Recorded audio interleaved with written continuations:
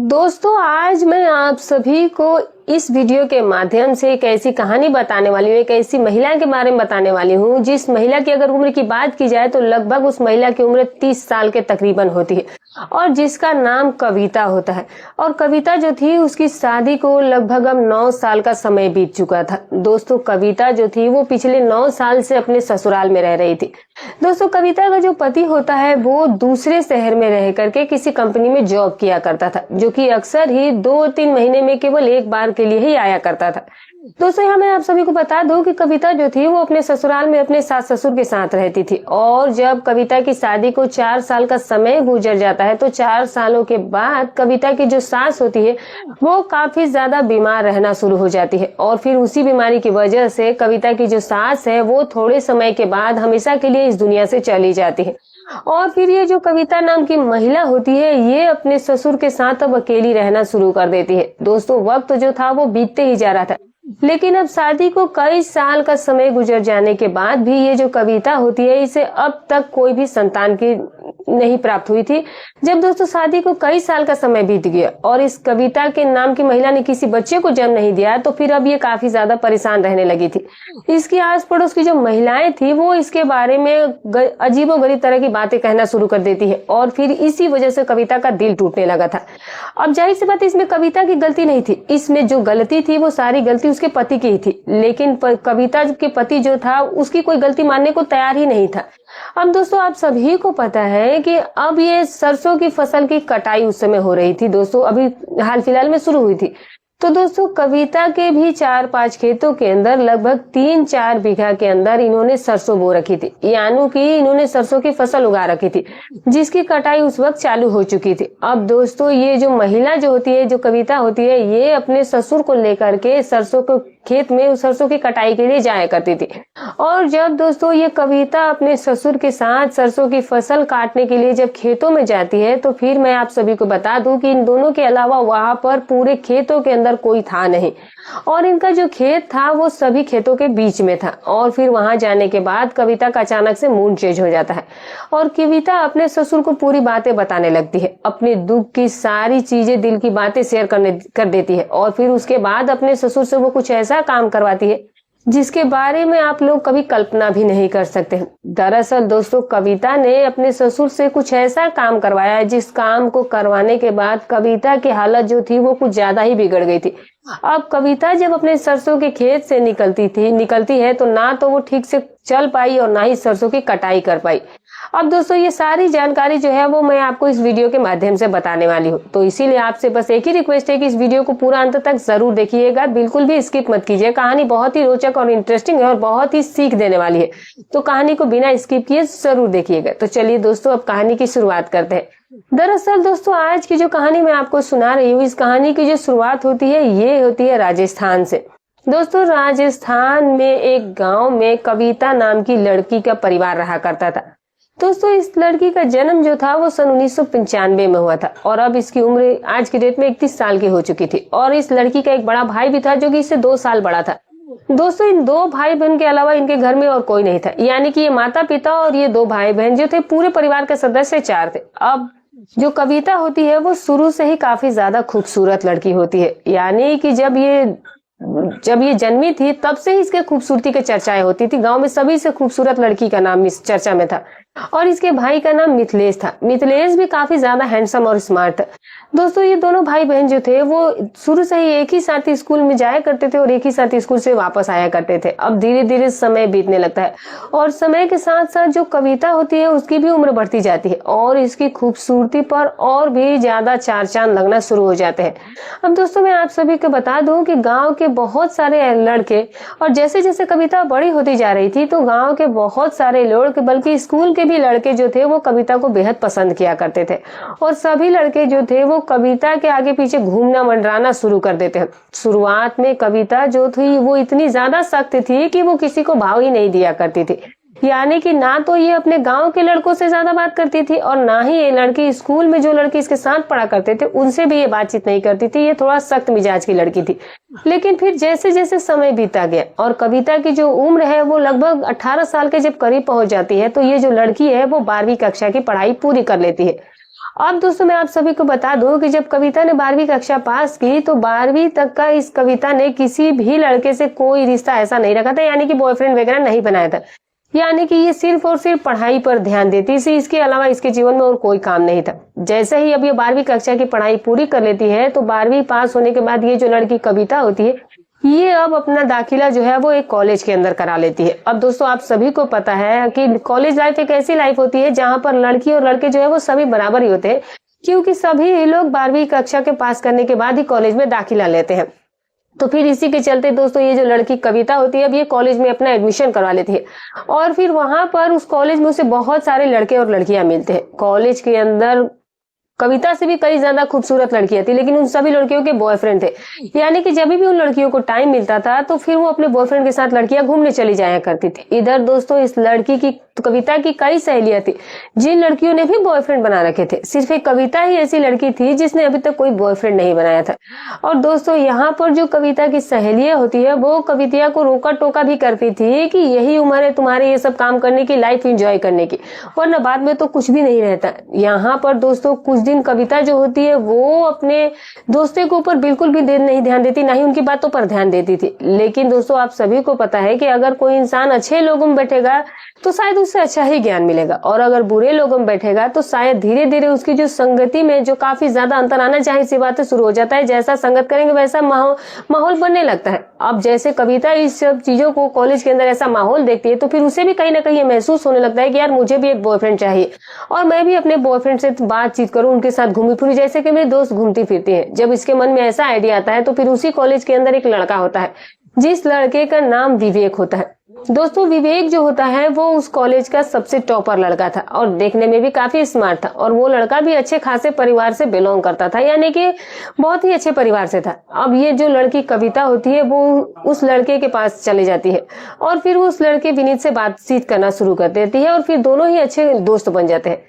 लगभग 2-2.5 महीने तक ये दोनों सिर्फ और सिर्फ दोस्त बनकर रहते हैं, और फिर जैसे 2-2.5-3 महीने का समय गुजर जाता है तो फिर उस महीने के बाद जो कविता होती है वो विनीत को डायरेक्टली प्रपोज कर देती है। विनीत जो होता है वो कहीं ना कहीं इस लड़की को पहले से ही पसंद किया करता था, और फिर विनीत जो होता है वो तुरंत ही कविता का प्रपोजल स्वीकार कर लेता है, एक्सेप्ट कर लेता है। और फिर जब दोनों का प्रेम जो है वो एक दूसरे से एक्सेप्ट हो जाता है तो फिर एक दूसरे से ये दोनों प्यार भरी बातें करना शुरू कर देते हैं। धीरे धीरे ऐसा ही समय बीतता है, यानी कि कुछ दिनों तक तो अभी कॉलेज में किसी को इन दोनों के बारे में पता नहीं था, लेकिन अब धीरे धीरे कॉलेज के काफी सारे लड़के और लड़कियों को पता चलने लगा। तभी दोस्तों जो कॉलेज के अंदर एक लोकेश नाम का लड़का और भी पढ़ा करता था, जिस लोकेश नाम के लड़के को इस कविता और विनीत के प्यार के बारे में पता चल गया। और जो लोकेश होता है वो इस कविता का भाई होता है, और लोकेश जो था वो उसका बहुत अच्छा दोस्त भी था।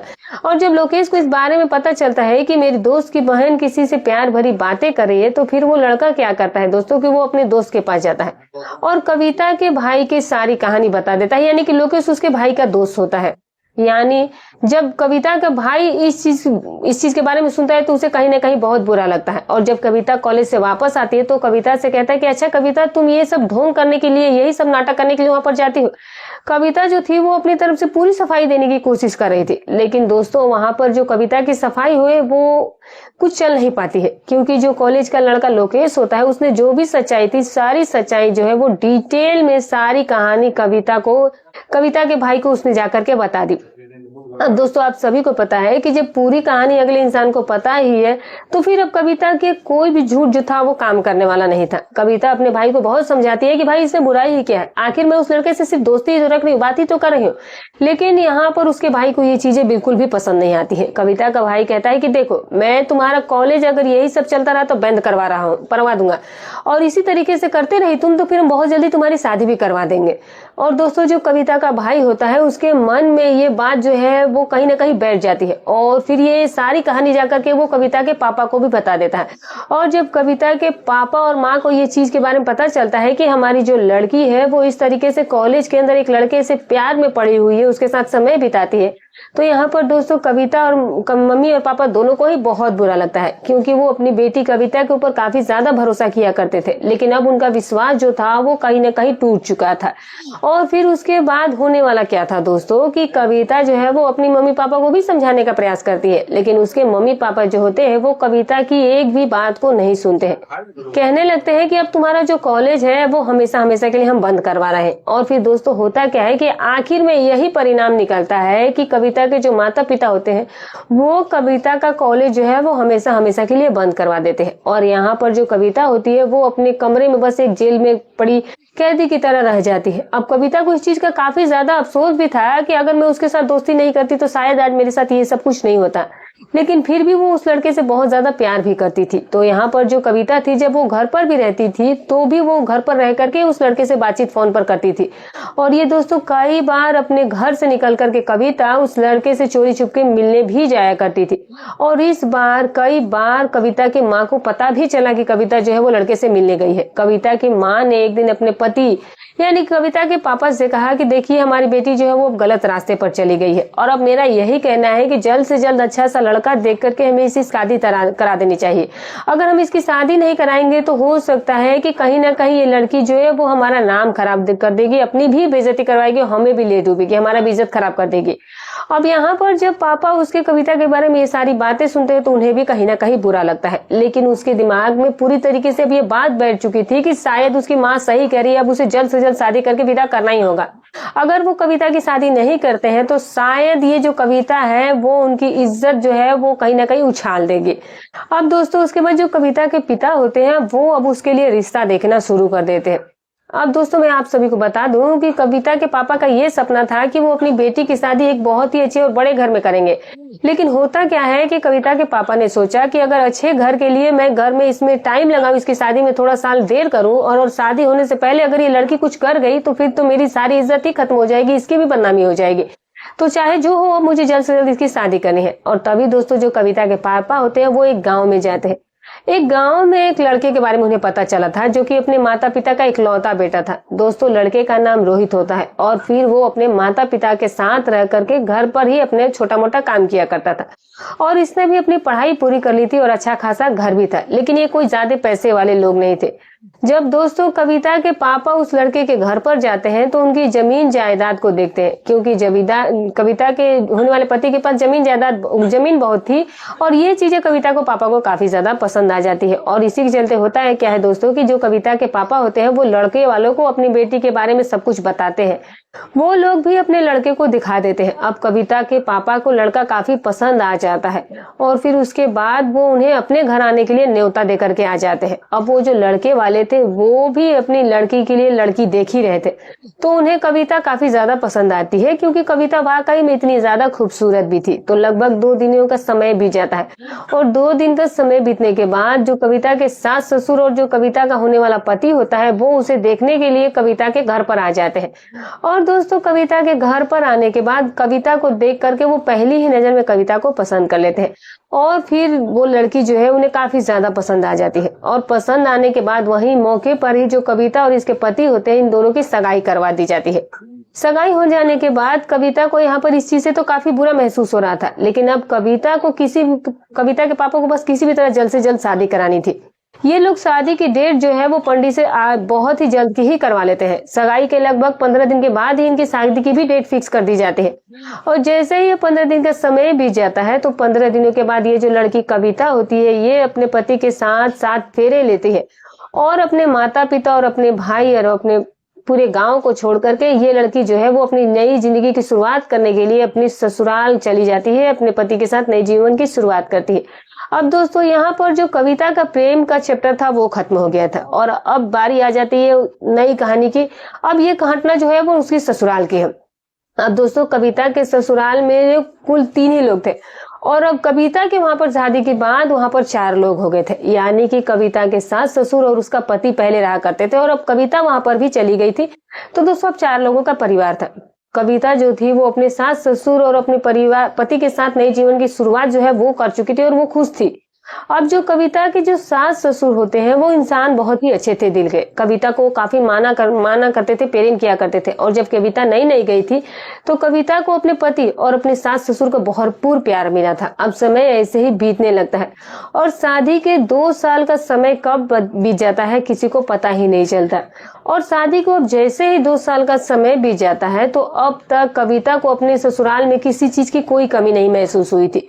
क्योंकि दोस्तों मैं आप सभी को बता दूं कि जो कविता के ससुर होते हैं उनके पास लगभग 10 से 12 बीघा जमीन होती है, जिसमें काफी अच्छी खासी फसल भी हुआ करती थी। और ये लोग जो है वो पूरी तरीके से मतलब कि खेतों में बहुत ही मेहनत किया करते थे और उन्हीं से इनके घर का खर्चा भी अच्छे से चल जाया करता था। अब दोस्तों मैं आप सभी को बता दूं कि फिलहाल पानी की बहुत ज्यादा कमी हो रही थी और जैसे जैसे दिन निकल रहे हैं वैसे वैसे पानी जो है वो घटता जा रहा है। तो कविता जिस गांव के अंदर रहा करती थी वहां पर पानी की काफी ज्यादा कमी आने लगी थी, फसल का भी बहुत ज्यादा नुकसान हो जाने लगा था। तो फिर होता क्या है कि पिछले 1 साल से काफी अच्छी फसल भी उनके गांव में नहीं हुई थी, तो घर में इस वजह से कहीं ना कहीं पैसे की भी धीरे धीरे कमी आना शुरू हो गई थी। तो फिर इसी को देखते हुए जो कविता का पति होता है वो ये फैसला करता है कि वो अब गांव से को छोड़ करके किसी दूसरे शहर में जाकर के कहीं कंपनी में जॉब किया करेगा।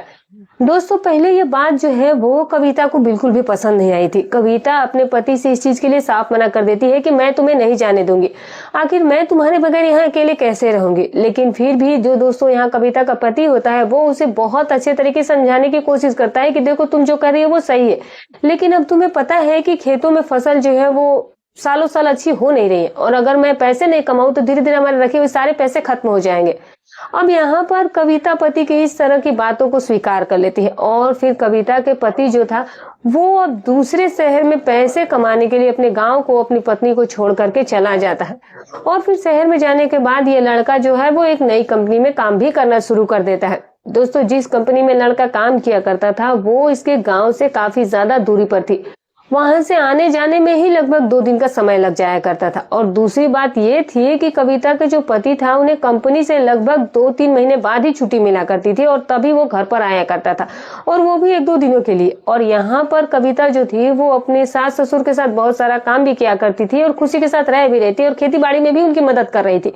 अब दोस्तों मैं आप सभी को बता दूं कि जब कविता की शादी के 4 साल का समय बीत जाता है तो 4 साल का समय बीतने के बाद जो अचानक से क्या होता है कि कविता की जो सास है वो बीमार पड़ जाती है। और जब कविता की सास अचानक से बीमार पड़ जाती है तो फिर कविता के ससुर और जो कविता होते हैं वो अच्छे से अच्छे हॉस्पिटल में ले जाकर के इसका इलाज कराते हैं।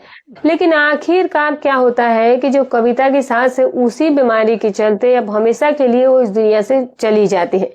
जब कविता की सास इस दुनिया को छोड़कर जाती है तो कविता के ससुर को इस चीज का काफी ज्यादा दुख हुआ था, क्योंकि वो जो पति पत्नी थे यानी कि जो कविता के सास ससुर थे वो एक दूसरे से बहुत प्रेम करते थे और एक दूसरे से उन्हें हद से ज्यादा लगाव था। और यहाँ पर अब कविता के ससुर का पूरी तरह से मानो जिंदगी ही अंधकार में हो गई थी। कविता का ससुर जो है वो काफी ज्यादा दुखी रहने लगता है। दोस्तों कविता की सास के गुजर जाने के बाद कविता का पति भी कंपनी से 1-1.5 महीने की छुट्टी लेकर के अपने घर पर आया था और फिर उसके बाद ये परिवार जो है वो एक साथ रह रहा था। लेकिन दोस्तों आप सभी लोग जानते हैं कि भगवान जो करते हैं वो किसी से कोई पूछ कर नहीं करते हैं। इसके मन में जो इच्छा होती है, जो आपकी नियति होती है वो होकर ही रहता है, चाहे आप कुछ भी कर लीजिए। और इसी के चलते दोस्तों होने वाला आगे क्या था कि धीरे धीरे कविता और कविता का पति और होने वाला कविता का जो ससुर था वो अब धीरे धीरे उन तीनों मिलकर के कविता की सास को भुलाने की कोशिश कर रहे थे। कई महीने बीत जाता है। अब कविता का जो पति था वो जिस कंपनी में काम किया करता था वहां से उसे बार बार फोन भी आ रहा था और अब कविता के पति जो था वो वापस से उसी कंपनी में जॉब करने के लिए चला था। और इधर दोस्तों अब जो कविता होती है वो अपने ससुर के साथ अब अकेली रहने लगी थी और अब शादी को कई साल का समय भी बीत गया था और इन कई सालों के अंदर कविता ने अभी तक किसी भी संतान को जन्म नहीं दिया था। दोस्तों कविता को वैसे तो अपने ससुराल में किसी चीज की कमी नहीं थी, उसके सास ससुर भी बहुत अच्छे थे। बस एक कमी उसकी जिंदगी की ये थी कि कविता को जो अपने पति का प्यार था वो टाइम पर नहीं मिला था और अब तक कविता ने किसी बच्चे को भी जन्म नहीं दिया था। और सबसे बड़ी चीज की कमी उसे यही लग रही थी क्योंकि कविता की जो आस पड़ोस की महिलाएं थी वो अब कविता के बारे में उल्टी सुलटी बातें करना शुरू कर देती है कि ये ऐसी है, शायद ये बांझ है, ये कभी बच्चे को ही जन्म नहीं देगी। मतलब कि सारी बुराइयां जो है वो उस महिलाओं में ही देखी जा रही थी, सारी कमियां जो थी वो महिलाएं में ही वो लोग ढूंढे जा रही थी। कहीं ना कहीं कविता को ये बातें अब सुनने को मिल रही थी और इसी वजह से वो काफी ज्यादा दुखी भी रहने लगी थी। लेकिन आखिर वो कर भी क्या सकती थी, क्योंकि कविता का पति जो था वो 3-3 4-4 महीने में घर पर आया करता था। इसके पास वैसे भी कोई रास्ता नहीं था। इस महिला ने सोचा कि अब जो हो सो देखा जाएगा। अभी तक कविता अपने ससुर के बारे में भी कुछ गलत कभी नहीं सोचा था उसने। अब दोस्तों होता है क्या है कि जो ये कविता होती है, ये अपने पति के पास हर रोज फोन किया करती थी कि ऐसी ऐसी बातें मुझे सुनने को मिल रही हैं और आस पड़ोस के लोग ऐसी बातें बना रहे हैं। और बात भी तो सही कह रही है, क्योंकि हमारी शादी को भी इतने सालों का समय गुजर गया है, लेकिन अभी तक हमने किसी संतान को जन्म नहीं दिया है।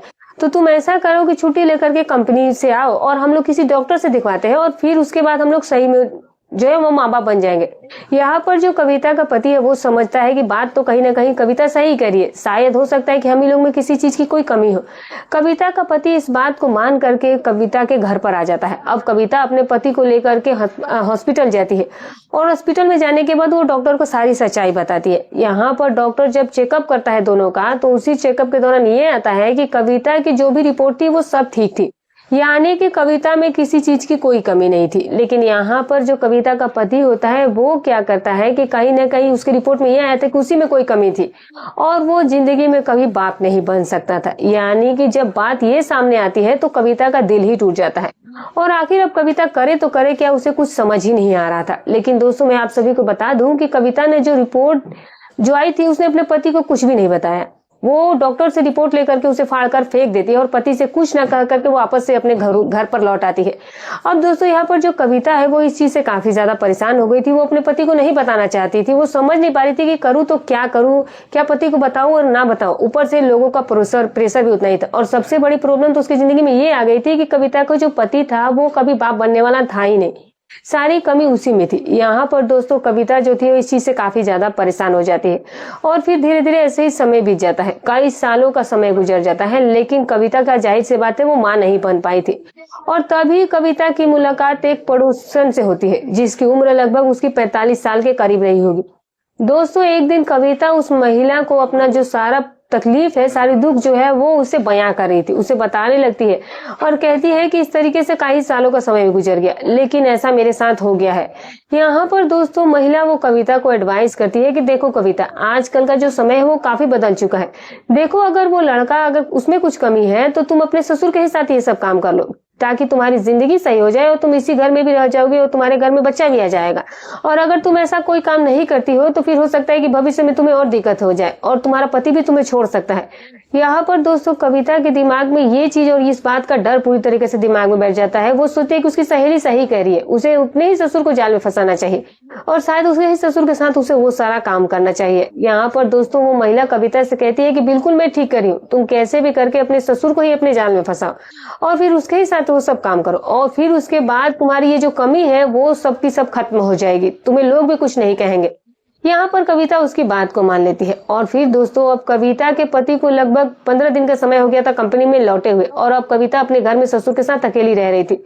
दोस्तों मैं आप सभी को बता दूं कि जो पिछले 15 दिन से कविता है वो अपने ससुर के आगे पीछे घूम रही थी और अपने ससुर को पूरी तरीके से वो हिंट दे रही थी और कैसे भी करके वो पूरी तरीके से ये कोशिश कर रही थी कि जो उसका ससुर है वो कैसे भी करके उसके जाल में फंस जाए।